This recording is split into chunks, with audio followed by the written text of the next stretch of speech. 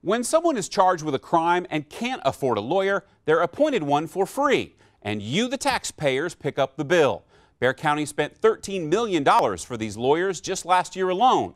The good news is that they'll be made available if you ever need one, but those valuable court appointments are going to a small handful of lawyers who are making big bucks, and a state task force says that's not fair. Well, I'd never turn work down. Attorney Hilda Valadez is an experienced and qualified attorney.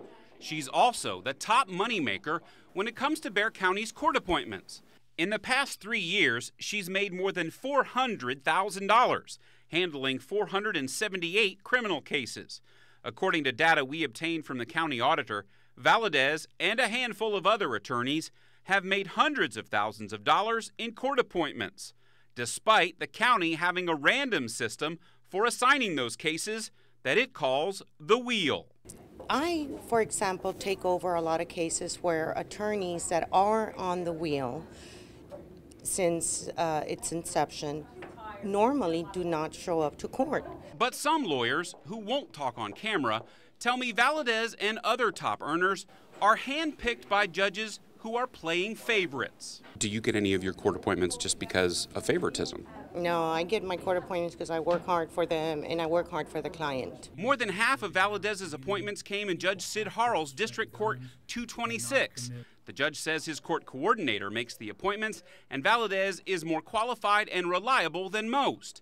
But the state task force on indigent defense says this is not how it should be done, and points out Bexar County is not even following its own random system to hand out appointments. During our investigation, one court stood out, Judge Monica Guerrero in County Court number 7.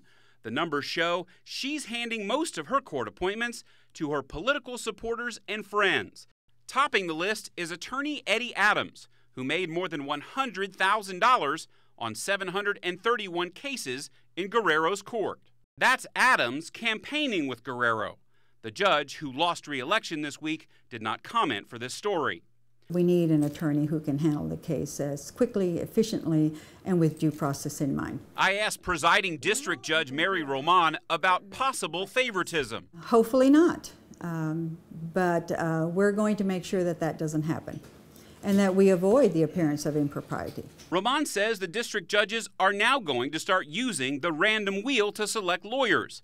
But so far, county judges have not decided how to handle it. Our system's not perfect, but there's people in there that are getting too many appointments. Presiding Judge Al Alonso says the county judges also want to avoid the appearance they're playing favorites, but are not quite sure what system to use. I think all of us agree that, there's a better way to handle this, and we're going to address it. The troubleshooters teamed up with the San Antonio Express News for this investigation because of reporter Brian Chasnoff's work on the task force's report.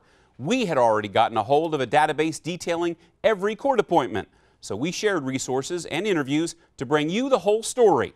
As for that database, you can search it by going to WOAI.com or mysa.com. I'm News 4 WOAI troubleshooter Brian Collister.